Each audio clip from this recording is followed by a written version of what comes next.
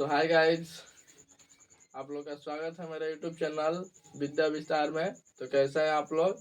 मैं आशा करता हूं कि आप लोग मन लगाकर पढ़ाई कर रहे होंगे और क्लास 10th की तैयारी में जी जान लगाकर और मन लगाकर मेहनत कर रहे होंगे, ठीक। और टॉपर बनने के लिए मेहनत भी कर रहे होंगे। तो आप लोग के लिए एक सबसे बड़ा सूचना आप लोग के लिए लाया है क्लास 10th का बिल्कुल फ्री कोर्स विद्या विस्तार, ठीक। इससे आपको जुड़ने के लिए आप इस नंबर पे हाई लिख के भेजिए। आप सभी को लिए इस नंबर पे आप जैसे ही हाई लिख के भेजिएगा, आप लोग को इधर से बिल्कुल PDF free, online classes free, recorded classes free, online test free और PDF notes, VVI notes, model paper, question bank, ये सब का है, ये सब सीरीज फ्री है, ठीक। तो आप अगर आप ज्वाइन करना चाहते हैं तो अभी तो फ्री है, लेकिन बाद में पेड लग सकता है। 5 सितंबर के शुभ अवसर पे कुछ कम दाम में मिला है, ठीक। आप सॉरी, थोड़ा सा पेड का प्राइस है, बता देंगे। तो चलिए वीडियो को स्टार्ट करते हैं, लेकिन इस पे हाई लिख के भेज के आप ट्राई कर लीजिएगा कितना का है। तो चलिए वीडियो को स्टार्ट करते हैं। आज का जो हमारा टॉपिक है वो है क्या, व्यंजन संधि। इसके पहले हम संधि पढ़ाए थे, ठीक। संधि में हम स्वर संधि के पूरा परिवार को, यानी हम पहले पढ़ाए थे संधि, उसके बाद पढ़ाए संधि के प्रकार। तो संधि 3 प्रकार के होते हैं, स्वर संधि, व्यंजन संधि और विसर्ग संधि, ठीक। तो स्वर संधि के प्रकार भी 5 होते हैं। दीर्घ स्वर संधि, गुण स्वर संधि, यन स्वर संधि, अयादी स्वर संधि और बृहदी स्वर संधि, ये 5 होते हैं। इन पांचों को बारे में पूरा विस्तार से पढ़ा है। और आइए अब हम क्या पढ़ने वाले हैं, व्यंजन संधि। अगर आप संस्कृत में व्यंजन संधि पढ़े हैं तो ठीक है, नहीं पढ़ रहे हैं तो देख लीजिए, तब भी बुझाएगा। लेकिन व्यंजन संधि संधि जो होता है हिंदी संस्कृत में सेम ही है। तो चलिए आगे बढ़ते हैं। हम लोग क्या पढ़ने वाले हैं, व्यंजन संधि, ठीक। तो व्यंजन संधि में आखिर संधि का अर्थ होता है मेल, ठीक। तो व्यंजन संधि में किसका मेल होता है, तो व्यंजन संधि में पहले तो व्यंजन आएगा, फिर व्यंजन के बाद व्यंजन के बाद व्यंजन के बाद स्वर या व्यंजन, स्वर या व्यंजन का संधि होता है। स्वर या व्यंजन का संधि होता है, संधि होता है। देखिए सबसे पहले व्यंजन है तो व्यंजन आएगा, ठीक। सबसे पहले व्यंजन है तो व्यंजन आएगा, ठीक। उसके बाद आप व्यंजन ले लीजिए चाहे स्वर ले लीजिए, कोई दिक्कत नहीं। क्या आप पहले तो व्यंजन आएगा, उसके बाद व्यंजन ले लीजिए चाहे स्वर ले लीजिए, कोई बात नहीं। क्या आएगा उसके बाद, इसका जो संधि होगा वो व्यंजन संधि होगा, ठीक। कोई दिक्कत नहीं ना। मैंने कहने का मतलब एग्जाम्पल से हम आपको समझाएं। तो एग्जाम्पल कोई लीजिए, देखिए एग्जाम्पल में उत प्लस चारण, ठीक। एग्जाम्पल में उत प्लस चारण। अच्छा, व्यंजन वर्ण किसे कहते हैं आपको मालूम है? व्यंजन वर्ण इसमें ना, इसमें पहले तो व्यंजन व्यंजन कहने का मतलब कि इसमें व्यंजन वर्ण आएगा और इसमें व्यंजन वर्ण भी आ सकता है, स्वर्ण वर्ण भी आ सकता है, ठीक। तो यहाँ पे देखिए व्यंजन वर्ण सबसे पहले आएगा, तो आधा तो जो है व्यंजन वर्ण है, ठीक।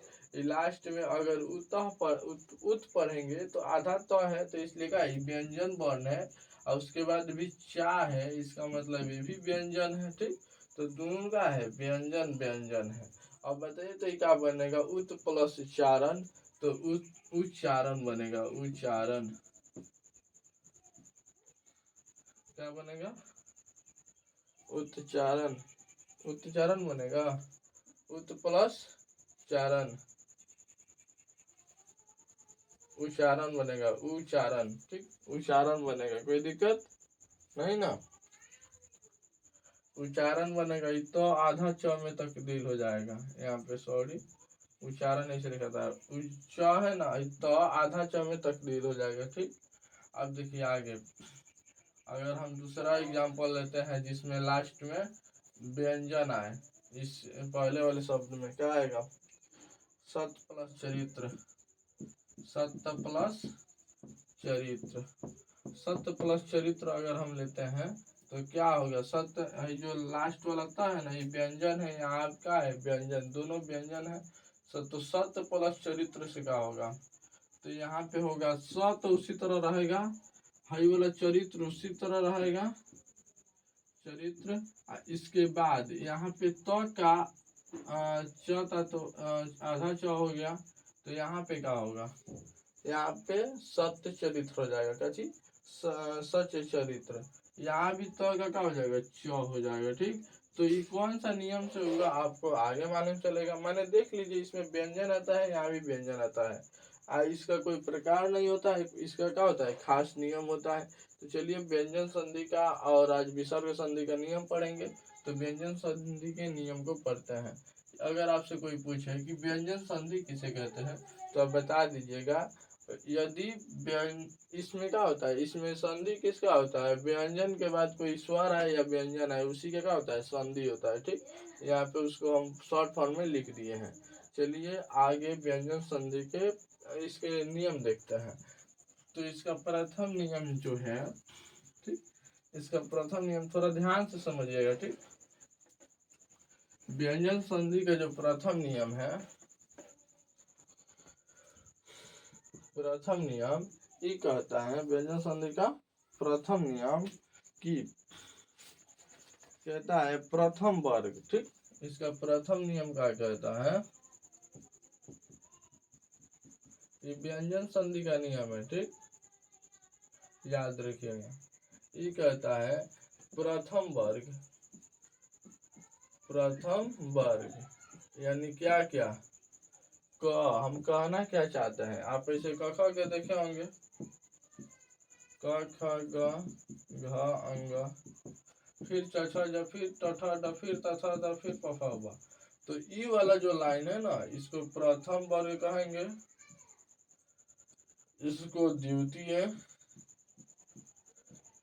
या दूसरा, दूसरा वर्ग, अच्छा तृतीय कोई दिक्कत नहीं, इसको तीसरा वर्ग, इसको चौथा और इसको पांचवा, ठीक। अब यहाँ पे इसी के बारे में बात होने वाला है। आई जो इधर से अगर आप जानते हैं तो इसको कहा जाता है क वर्ग, इसको च वर्ग और इसको बोला जाता है ट वर्ग, ठीक।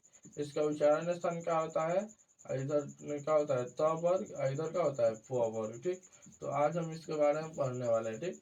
तो अगर हम आपसे कहीं यूज कर रहे हैं, पहला प्रथम वर्ग, दूसरी वर्ग, तीसरा या चौथा या पांचवा वर्ग, पांचवा वर्ग होगा, ठीक, पांचवा वर्ग। तो आप समझिएगा सर इस लाइन का बात कर रहा है, दूसरी वर्ग में इस लाइन का, तीसरी वर्ग में ये लाइन का। देखिए जैसे च छ ट ठ त थ प फ ऐसे आता है ना, तो ये होगा दूसरी लाइन। इसी तरह आएगा तीसरी लाइन, फिर चौथी लाइन भी यही, फिर पांचवी लाइन भी आएगा ऐसे, जैसे एक पहली लाइन है, ठीक। तो प्रथम वर्ग ही है, दूसरा वर्ग ही, और दूसरा तीसरा ऐसे आएगा, ठीक। तो चलिए आगे बढ़ते हैं हम।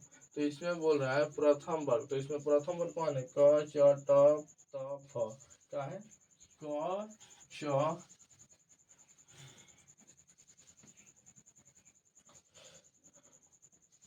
का है क, आधा क होता है, आधा च, आधा ट, आधा त, आधा प, आधा प के बाद, ठीक, आधा प के बाद, के बाद, के बाद तीसरा, तीसरा चौथा या पांचवा, तीसरा चौथा या पांचवा, सॉरी तीसरा चौथा, खाली तीसरा चौथा या तीसरा चौथा के बाद तीसरा वर्ग या चौथा वर्ग, चौथा वर्ग या चौथा वर्ग या य र ल व आए तो उसका, इन सब का क्या हो जाएगा, तो आए तो प्रथम वर्ग का, तो प्रथम वर्ग का, प्रथम वर्ग का, प्रथम वर्ग का हो जाता है, तीसरा हो जाता है, प्रथम वर्ग का तीसरा हो जाता है। कहने का मतलब आप समझे, कहने का मतलब है शॉर्ट फॉर्म में, देखिए शॉर्ट फॉर्म में, जैसे क के बाद कोई भी क के बाद कोई भी भिन्न स्वर ले लीजिए, तीसरा हो या चौथा या पांचवा। एक बार यहाँ लिख देते हैं ताकि आप लोग को बहुत आसानी से समझ आ पाए। थोड़ा जल्दी से।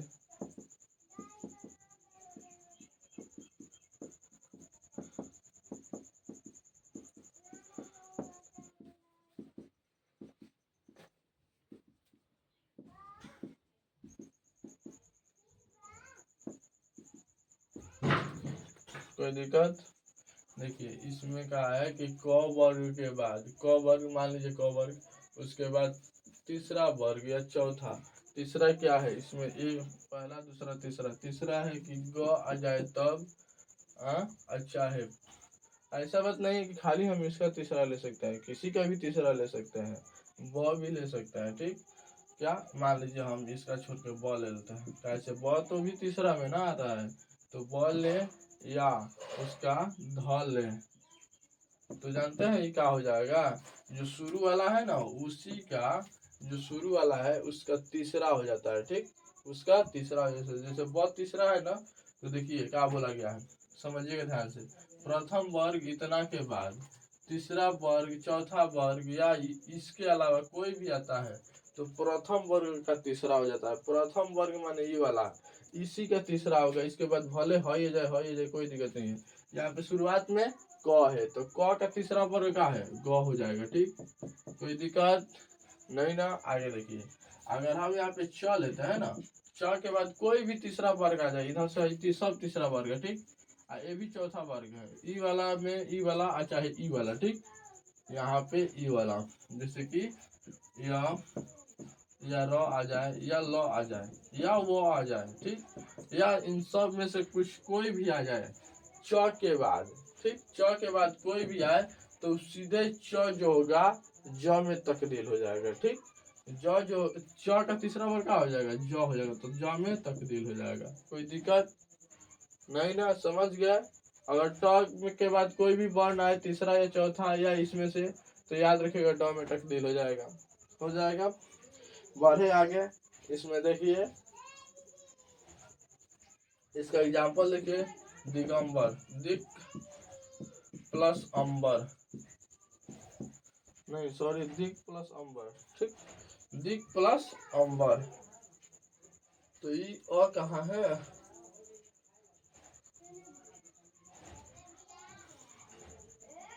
तो इसमें दिए नहीं है, दिक प्लस अंबर नहीं,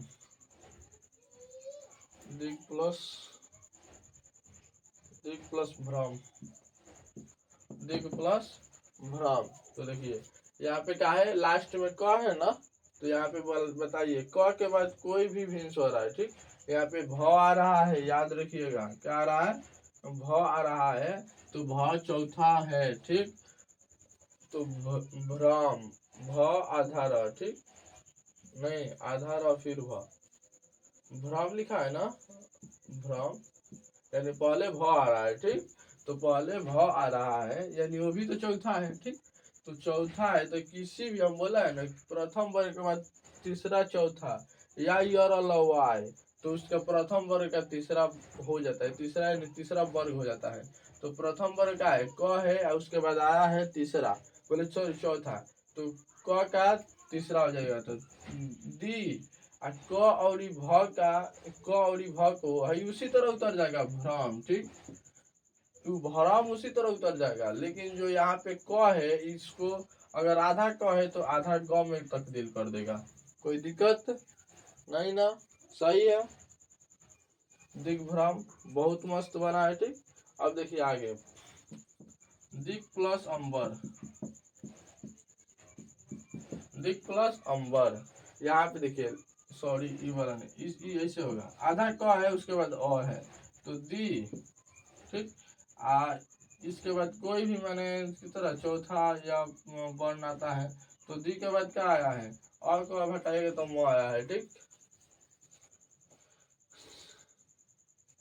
अंबर, अंबर, अगर यहाँ पे अ को हम ना पढ़ के खाली म को पढ़े, कैसे म को पढ़े, खाली अ को पढ़ा जाएगा यहाँ पे, यस अ को पढ़ा जाएगा।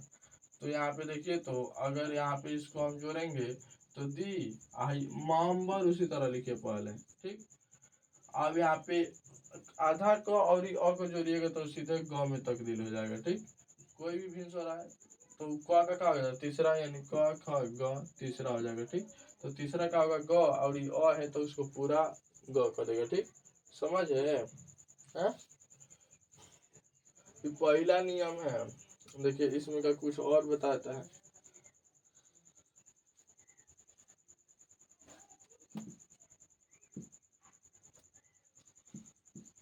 षष्ठ प्लस दर्शन, षष्ठ प्लस दर्शन। इसमें देखिए षष्ठ है तो पहले तो स लिखा जाएगा, कोई दिक्कत नहीं। दर्शन है तो दर्शन भी लिखा जाएगा। ठीक, लेकिन अब यहाँ पे क्या है, ये व्यंजन है, सही है। और कितना नंबर का है, त थ द 3 नंबर है, यानी क्या है 3 नंबर निश्चित है। आई वाला पहला जो है प्रथम वर्ग है, तो प्रथम वर्ग का तीसरा हो जाएगा, यानी ट का तीसरा का होगा ड, तो यहाँ पे क्या हो जाएगा ड आधा ड। ठीक, तो षष्ठ षष्ठ दर्शन, षष्ठ दर्शन हो जाएगा। कहाँ यहाँ पे षष्ठ लिखा था, लेकिन आगे चल के षष्ठ षष्ठ नहीं, ट नहीं ड, देखिए षष्ठ दर्शन हो जाएगा। षष्ठ दर्शन। ठीक, षष्ठ दर्शन हो गया। ठीक, अब आगे देखिए 2 नंबर नियम। नियम याद रखिएगा, क के बाद कोई भी तीसरा चौथा या य लवा आए तो क्या हो जाएगा प्रथम वर्ग का, मैंने इसका जो भी हो तीसरा वो हो जाता है। ठीक, अब चलिए आगे दूसरा नियम पे। दूसरा नियम क्या है आप लोग को मालूम है, समझ में आ रहा है कि नहीं? अगर आप मेरे चैनल पे नए हो तो चैनल को सब्सक्राइब भी करते रहिए। ठीक,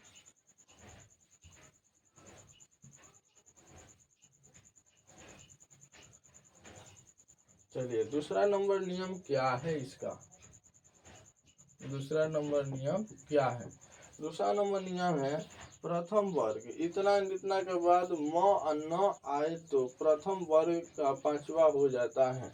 देखिए प्रथम वर्ग के बाद दूसरा नंबर नियम है, प्रथम वर्ग के बाद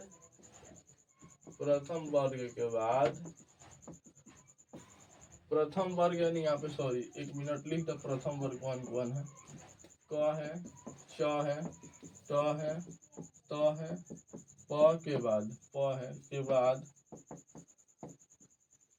म या न आए तो, म या न आए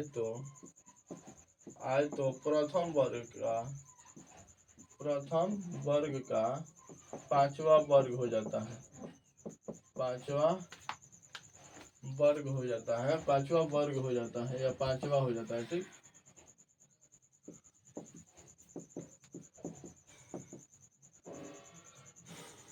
हमारा कहने का मतलब यहाँ पे समझिए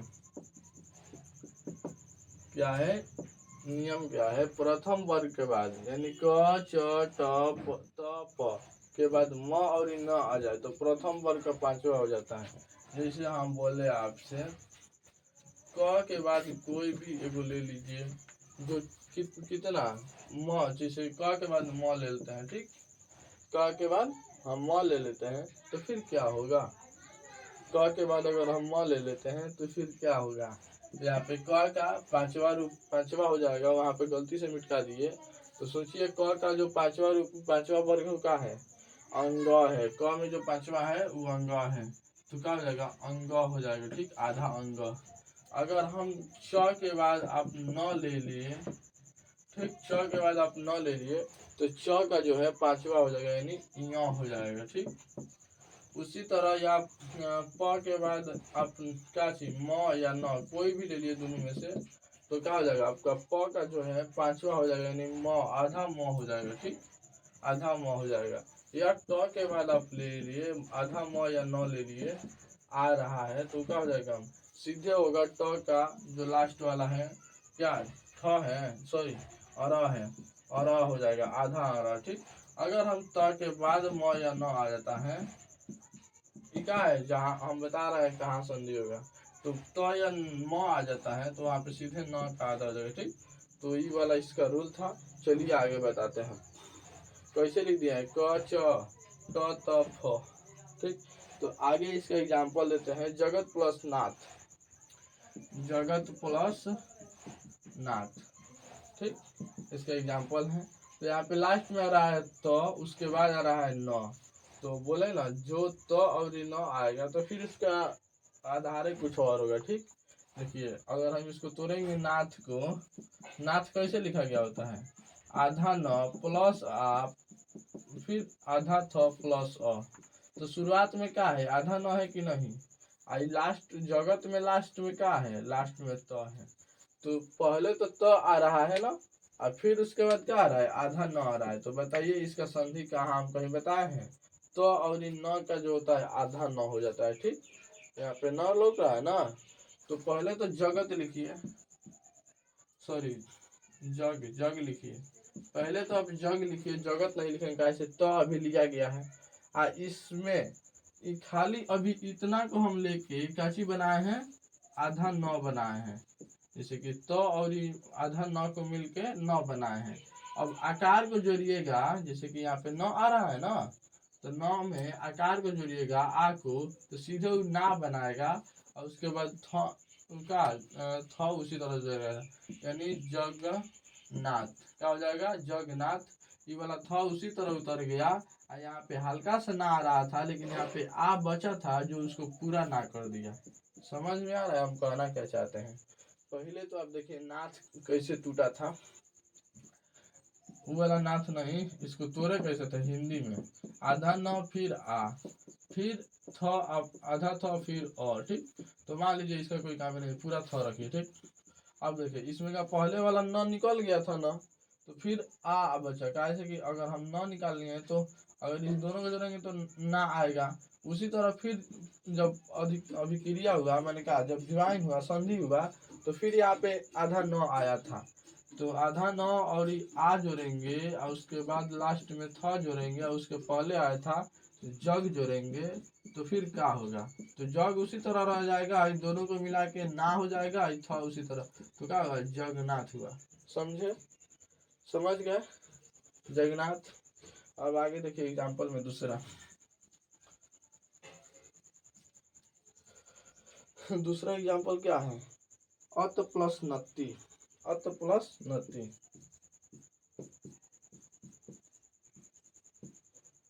अत प्लस नत्ती। अब देखिए इसमें यहाँ पे वाला ऐसे होगा, आधा तो है, यहाँ पे आधा न है। अगर इसको आप जोड़िएगा, आधा तो प्लस न ती, देखिए अत हो गया, फिर आधा न हो गया, फिर अ हो गया, फिर ई लास्ट में तो ती को उसी तरह रख दीजिए, इससे तोड़ने से कोई फायदा नहीं है। अब देखिए आधा तो और न को जोड़ेंगे तो क्या होगा, तो और न को जोड़ेंगे तो ना ही आएगा। तो पहले तो उ लिख लीजिए, तो और न को जोड़िएगा तो क्या आएगा, आधा न आएगा। फिर अ लिखिए, फिर अ और फिर ती। अब सबको जोड़ेगा तो जानते हैं उ आधा न, ठीक, आधा न ती, उन्नति होगा। क्या उन्नति होगा, क्या उन्नति, कोई दिक्कत, क्या होगा, उन्नति होगा, कोई दिक्कत। लेकिन हम आपसे पहले ही बताएं, सही है, उन्नति होगा।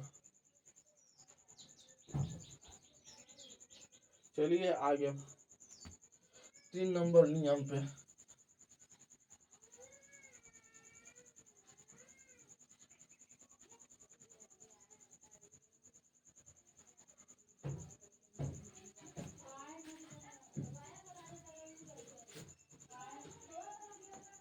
तीन नंबर नियम पे आते हैं।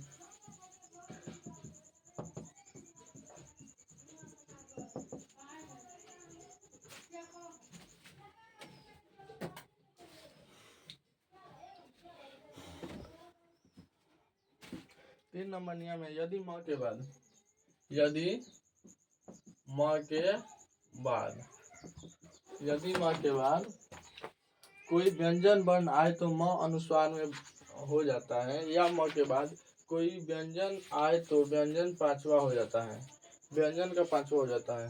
यदि म के बाद, यदि म के बाद, सॉरी भोर पड़ गया, कोई व्यंजन आए तो, कोई व्यंजन आए तो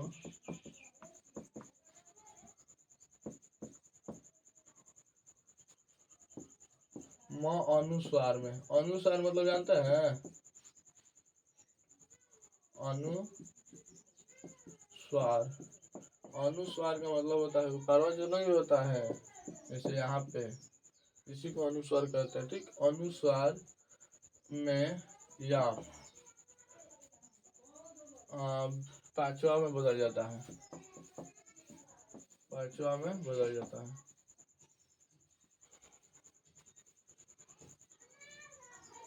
या व्यंजन का पांचवा हो जाता है, या व्यंजन का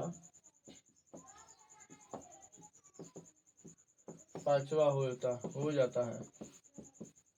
कहने का मतलब देखिए, अगर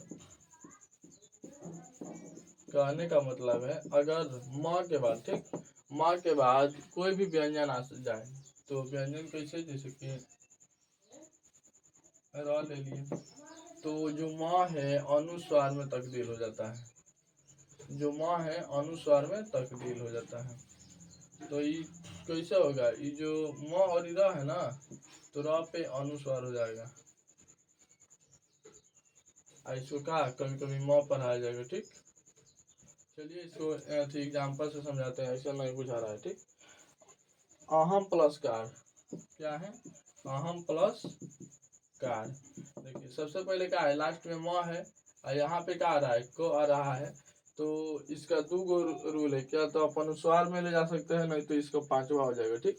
तो अनुस्वार का अनुस्वार लगाते हैं पहले, तो यहाँ पे क्या है, आधा म है और क है, इन दोनों को जोड़ेंगे तो क्या होगा, अनुस्वार में तब्दील होगा।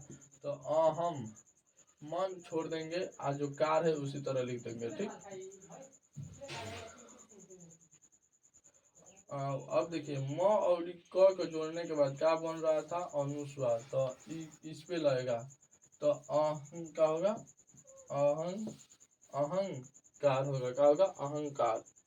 कोई दिक्कत, ये वाला यहाँ पे नहीं बल्कि यहाँ पे लगेगा, कैसे बता रहे हैं, कैसे कि देखिए अहम तो उसी पहले उसी तरह रहेगा, म और आधा क का काम चल रहा है, कार उसी तरह रहेगा। तो देखिए इसको जोड़ेंगे तो आधा क्या आ जाएगा, विसर्ग आ जाएगा, फिर कार उसी तरह रहेगा, तो ये वाला है सबसे पहले इस पे चढ़ेगा, तो अहंकार क्या हो जाएगा, अहंकार हो जाएगा, ठीक। समझ गए कैसे होगा। अब देखिए आगे, आगे दूसरा एग्जाम्पल देखिए, दूसरा एग्जाम्पल पम प्लस चम, पम प्लस चम, पम प्लस चम, इसमें क्या होगा, देखिए सबसे पहले प लिखिए, आई अधम तो इसमें जाके अभी क्रिया करेगा ना, चम उसी तरह लिखिए, ठीक। तो प आई वाला का अनुस्वार हो जाएगा, फिर चम हो जाएगा, यानी पन, आई वाला आएगा पंचम, क्या होगा, पंचम, पंचम। कोई दिक्कत, इतना तोड़ के बता रहा है, अगर नहीं बुझा रहा है तो फिर दिक्कत है, आप लोगों को तो बुझाना चाहिए, हमको तो नहीं लग रहा है कि ना बुझा। अब देखिए सम प्लस गम, सम प्लस गम, देखिए सम प्लस गम का होगा, सम उसी सम पहले उसी तरह रखिए, म जाके अभी क्रिया कर रहा है, गम को उसी तरह रखिए, ठीक। दोनों को मिलाएंगे तो क्या होगा, इसका पांचवा भी हो सकता है, रुकिए पांचवा बताते हैं, इसका पांचवा बताते हैं, ये तो जान गए। अगर अनुस्वार लगाते हैं ना, जैसे कि आपका अनुस्वार हो जाता है इन दोनों को मिला के, आई गम उसी तरह, तो ये वाला अनुस्वार इस पर चढ़ जाएगा यहाँ पे, मतलब उसके बाद इसे तो संगम, संगम हो जाएगा, ठीक, संगम हो जाएगा। लेकिन चलिए इसका पांचवा हम बताते हैं, आखिर पांचवा क्या हो जाएगा, ठीक। तो म का पांचवा क्या होता है, नहीं, व्यंजन का पांचवा क्या होता है, ग का अंग होता है। अगर ये आप ई नहीं लगाना चाहते हैं तो आप अंग लगा लीजिए, ठीक, अंग, तो संगम, ऐसे संगम आ रहा है ना, ऐसे भी हो सकता है, ठीक। जैसे कि आप विद्या लिखते हैं ना, ऐसे विद्या लिखते हैं, इसका अगर देखा जाए तो आधा द ये कर या, ऐसे होता है, बी आधा द या, इसको ऐसे भी लिख सकते हैं, तो दोनों सही है। उसी तरह ये आप संगम लिखिए, संगम लिखिए, या हई वाला संगम लिखिए, ये दोनों का है सही है, ठीक, कोई दिक्कत नहीं। तो वन है, नेक्स्ट पे रूल समझ में आ गया। क्या हुआ, म के बाद कोई भी म के बाद कोई भी व्यंजन बनाता है तो अनुस्वार में बदल जाता है या अंग का हो जाता है, ठीक। उसका अगर यहाँ पे जैसे ग का पांचवा अगर च का यो आ जाता है, ठीक, क का अंग अंग आता है, ठीक, इसके अनुसार ही बदलेगा, ठीक। तो चलिए देखते हैं आगे। आगे पांचवा नंबर, सॉरी चौथा नंबर नियम, ठीक। और ज्यादा नहीं है, 5 को नियम इसमें पढ़ने वाले हैं आप लोग।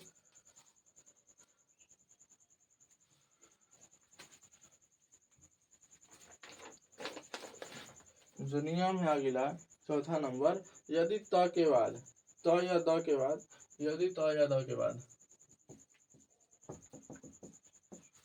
यदि त या द के बाद, द के बाद, त या द के बाद क्या होने वाला है, त या द के बाद च या स आए, च या स आए, क्या है, च या स आए, तो त के द, तो त द के स्थान पर च और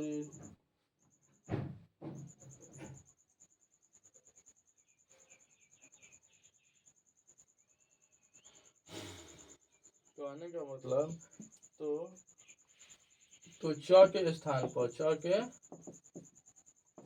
स्थान पर, च के स्थान पर क्या हो जा रहा है, यानी च के स्थान पर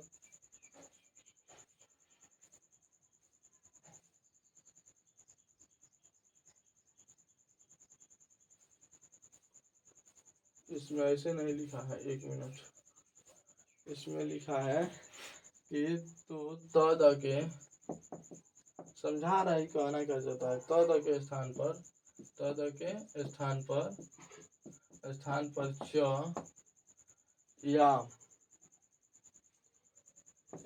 और, या उसे छोड़िए, और स के स्थान पर, स के स्थान पर घ हो जाता है, घ हो जाता है। देखिए ये कहना क्या चाहता है, ठीक। किताब कहना चाहता है कि यदि त या द के बाद कोई भी च और स आए, तो कभी त द के माने करीब में त द के ऊपर कभी च हो जाएगा, ठीक, लेकिन स के ऊपर हमेशा घर आएगा, ठीक। जैसे कि त या स के बाद कोई भी आए, क्या है, त या स आए, देखा गलती कितना लिख रहा हूँ आज, लिखना है त द तो लिख रहा है क्या, त द के बाद च और स कोई भी आए, तो देखिए त द के स्थान पर च हो जाता है, त द के स्थान पे च हो जाता है, या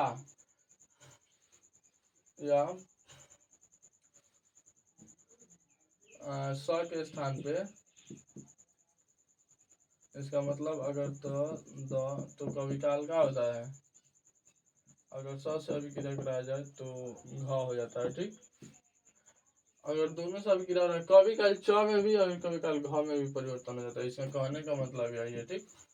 तो चलिए आगे देखते हैं। लेकिन हाँ, जब घ में परिवर्तन होगा तो च नहीं रहेगा, अगर च रहेगा तो ज्यादा चांस रहेगा च में, स रहेगा तभी च में, अगर स कहीं कहीं घ में भी परिवर्तन होगा, ठीक। तो चलिए आगे देखते हैं कहना क्या चाहता है, गलत नहीं है, ठीक, मिट मिट का हो। देखिए आगे जो है उत प्लस चारण, उत प्लस चारण, देखिए सबसे पहले इसको तोड़ेंगे उ, हमको छोड़ देना है उ, इधर जुट जाएगा काती, चारण तो है जाएगा ना, चारण, उत चारण, यहाँ पे आधा तो और च है, आधा तो और च, हम बोले ना कि ई का हो जाएगा, जो आधा तो और च है, आधा तो और च हो तो यहाँ पे बोले थे च आ जाता है, ठीक। तो क्या त द के स्थान पे च हो जाता है, यानी त द के त है यहाँ पे, तो यहाँ पे क्या हो जाएगा, च हो जाएगा, और अभी का आधा च, तो अब इन सबको जोड़िए, ई वाला उ है, आधा त और च के लिए आधा च आया, फिर चारण उसी तरह है, अगर सबको जोड़िएगा तो उ क्या हो जाएगा, उच्चारण हो जाएगा, कोई दिक्कत, उच्चारण हो जाएगा। अब देखिए आगे, आगे है उत प्लस शिष्ट, उत प्लस शिष्ट। अब देखिए यहाँ भी वही नियम करना है, अब जानते हैं क्या हो जाएगा, ये वाला जो च यहाँ पर लग रहा था वो भी इसी में लगेगा, क्योंकि सेम टू सेम वही है, तो उच्च शिष्ट हो जाएगा, क्या हो जाएगा, उच्च शिष्ट, कोई दिक्कत। नहीं ना, लेकिन एक मिनट, हम आपसे बोले थे यहाँ पे घ नहीं छ है, घ नहीं छ है, तो यहाँ पे 100 आया है, ठीक, वहाँ पे 4 आया था, 100 आया है, तो 100 की जगह पे 6 होगा, तो यहाँ पे क्या होगा 6। सॉरी उसके लिए, थोड़ा सा गलती हो गया, यहाँ पे 6 है, और ऊ के बाद जब 100 आया तो क्या हो जाएगा, उच्छिष्ट होगा, ठीक, कोई दिक्कत। इन दोनों को जोड़ेंगे, देखिए क्या कहना चाहते हैं, इन दोनों को जोड़ेंगे ना तो 6 आएगा हलंत में, उसके बाद शिष्ट। आप ऐसे भी जोड़ सकते हैं, इस सब को ऐसे भी जोड़ सकते हैं, आधा 6 शिष्ट, या आप ऐसे भी जोड़ सकते हैं, ठीक, ये दोनों सही है।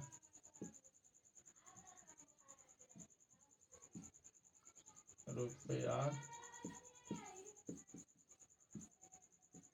ये वाला इससे ज्वाइन हुआ है, ठीक, ऐसे भी आप जोड़ सकते हैं, ठीक, दोनों में कोई भी सही है। तो चलिए आगे बढ़ते हैं। समझ गए ना, इसमें 2 था, दोनों उदाहरण बता दिए। तो के स्थान पे 6 और 100 के स्थान पे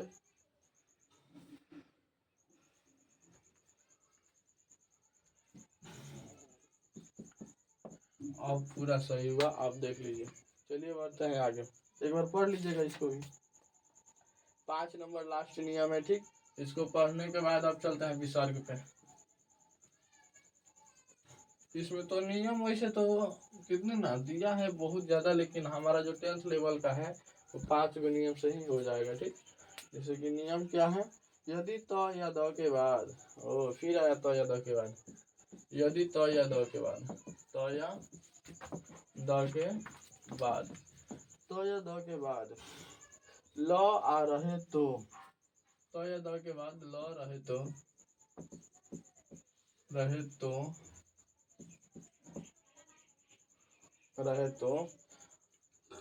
द ल में बदल जाता है, तो द का क्या हो जाता है, तो द का ल हो जाता है, यानी ल में बदल जाता है। चलिए हम इसको एग्जाम्पल से बताते हैं, एग्जाम्पल से ज़्यादा समझ में आता है हमको, जहाँ तक मालूम है। उत प्लस लास, अब देखिए यहाँ पे उ, यहाँ पे तो के बाद अगर ल आता है तो क्या चीज हो जाएगा, उ तो और द का ल हो जाएगा, यानी यहाँ पे उ तो पहले लाश उसी तरह रह जाएगा और उ वही रहेगा, इसका तो और ल का जोड़ेंगे तो उत इसका आधा ल हो जाएगा, यानी सबको जोड़ेंगे उल्लास हो जाएगा, उल्लास हो जाएगा, ठीक, क्या होगा, उल्लास होगा, ठीक, बहुत मस्त है। इसके बाद आगे देखिए, खत प्लस लाश, खत प्लस लाश, अगर हम इसको जोड़ेंगे ख वैसा ही रहेगा, लाश वैसा ही रहेगा, और इन दोनों का भी क्रिया कराएंगे तो आधा ल हो जाएगा, ठीक, आधा ल, और सबको जोड़ेंगे तो खल्लास हो जाएगा, खल्लास, कोई दिक्कत नहीं। अब देखिए आगे एक और एग्जांपल, वित्त प्लस लाश, वित्त प्लस लाश, फिर वही आएगा बिलास, बिलास, कोई दिक्कत, समझ गए। ये आपका व्यंजन संधि का जो नियम था अभी, ये 5 नंबर है ब्रो, क्या हुआ, खत्म हुआ। तो अब हम पढ़ने वाले हैं विसर्ग संधि के नियम, तो रेडी हो जाइए, फिर से एक नए मिजाज के अंदर विसर्ग संधि स्टार्ट करने वाले हैं। आप लोग बैकग्राउंड आवाज पे ध्यान कृपया ना दें, जैसे कि आपका जो पढ़ाई है डिस्टर्ब हो सकता है। हम जल्द से जल्द ट्राई करेंगे कि बैकग्राउंड आवाज जो है इसको रिमूव कराया जाए, मैंने जैसे क्लास में आ रहा है उसको बंद कराया जाए, ठीक। तो अभी चलिए विसर्ग संधि, अभी क्या 3 नंबर ना है विसर्ग संधि, विसर्ग संधि, चलिए विसर्ग संधि पढ़ाते हैं। विसर्ग संधि में क्या होता है, विसर्ग संधि में इसमें तो सबसे पहले को विसर्ग आएगा, ठीक, विसर्ग है तो विसर्ग आएगा, इसके बाद व्यंजन आ जाए या स्वर आ जाए कोई दिक्कत नहीं है, व्यंजन या स्वर आए कोई दिक्कत नहीं है। सबसे पहले आपको कितना क्या हो जाएगा, व्यंजन जरूर रहेगा।